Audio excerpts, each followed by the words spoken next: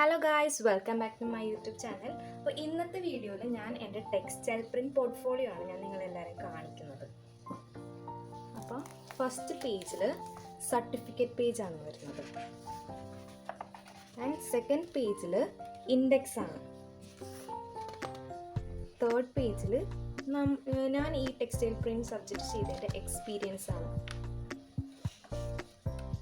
ഫസ്റ്റത്തെ സാമ്പിൾ വരുന്നത് തന്നെ ലൈൻ ഡ്രോയിങ് ആണ്. 8x8 ഇഞ്ചിലാണ് സാമ്പിൾസ് ഒക്കെ റെഡി ആക്കിയിട്ടുള്ളത്.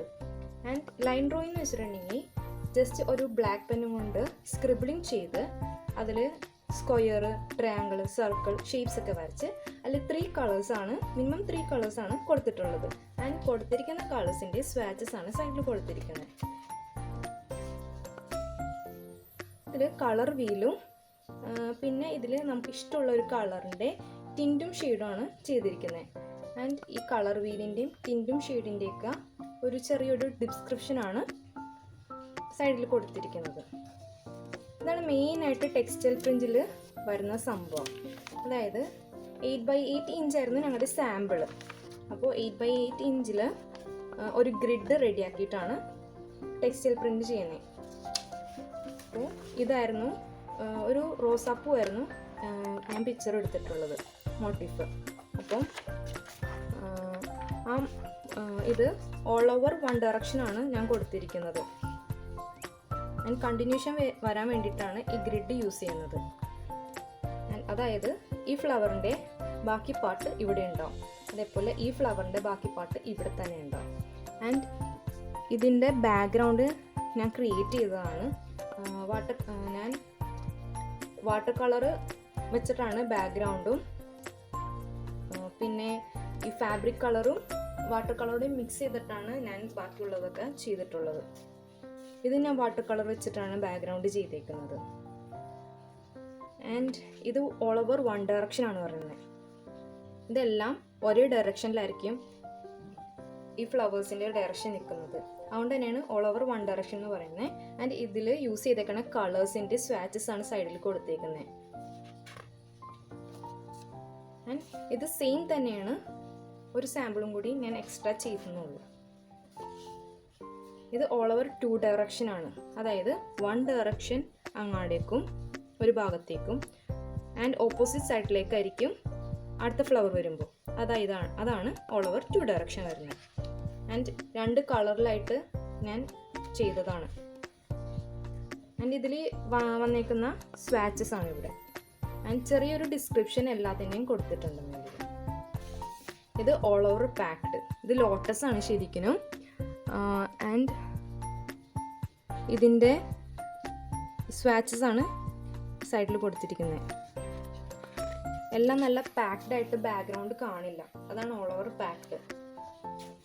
ഇതാണ് ഓൾ ഓവർ ടോസ്റ്റ്, അതായത് ഒന്ന് മറ്റൊന്നിൽ ഓവർലാപ്പ് ചെയ്തിരിക്കും. ആൻഡ് ഇതിലും ഞാൻ ബാക്ക്ഗ്രൗണ്ട് ക്രിയേറ്റ് ചെയ്തിട്ടുണ്ട്. നമ്മൾ ഈ ഗിഫ്റ്റൊക്കെ വാങ്ങുമ്പോൾ ഒരു പൊട്ടിക്കണ ടക്ക് പൊട്ടിക്കണ ഒരു കവർ ഉണ്ടാവില്ലേ, ആ കവർ വെച്ചിട്ട് ക്രിയേറ്റ് ചെയ്തതാണ്.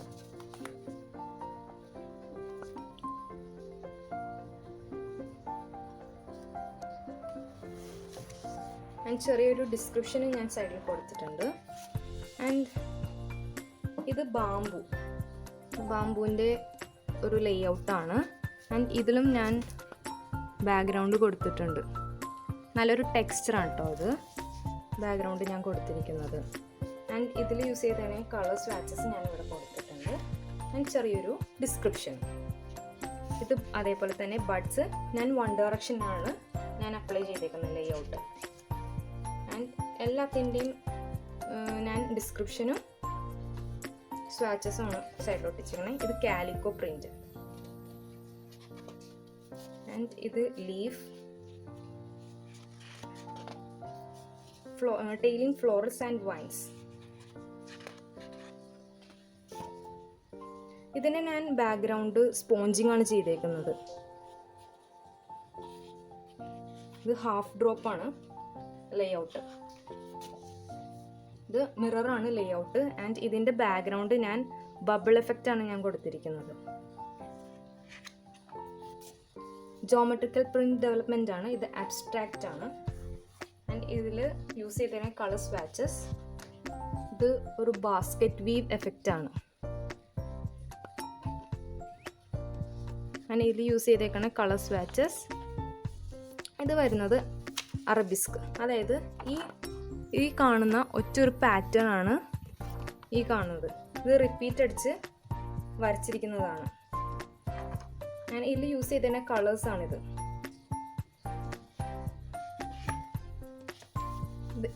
ഇതിൻ്റെ പേര് ബുൾസൈ എന്നാണ്.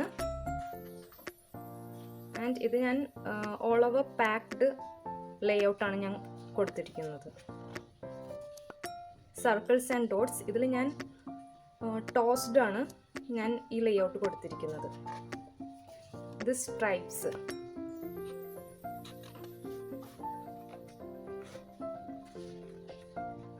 Checker board pattern. സാധാരണ ബ്ലാക്ക് ആൻഡ് വൈറ്റിലാണല്ലോ, ചെക്കർ ബോർഡാണ്. ഞാനൊരു രസത്തിന് ബ്ലൂ ഷെയ്ഡ് കൊടുത്തു.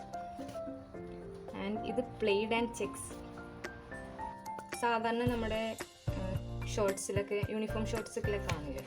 പിന്നെ പ്ലെയ്ഡ് ആൻഡ് ചെക്സ്. ആൻഡ് ഇത് ആനിമൽ സ്കിൻ. എല്ലാത്തിനും കണ്ടിന്യൂഷൻ ഉണ്ട് കേട്ടോ. ആൻഡ് ഇതാണ് ബട്ടർഫ്ലൈ പാറ്റേൺ. ഇത് കണ്ടോ, ഇതാണ് പറയുന്ന കണ്ടിന്യൂഷൻ എന്ന് പറയുന്നത്.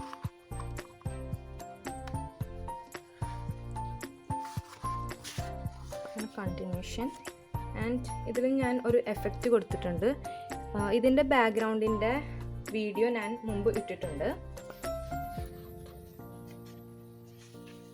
ബാക്ക്ഗ്രൗണ്ട് എങ്ങനെ പെയിൻറ് ചെയ്യണമെന്ന് മുമ്പത്തെ വീഡിയോയിൽ ഞാൻ ഇട്ടിട്ടുണ്ട്. ഇതാണ് ക്ലാമഫ്ലാഷ് ആഫ്രിക്കൻ ലുക്ക്.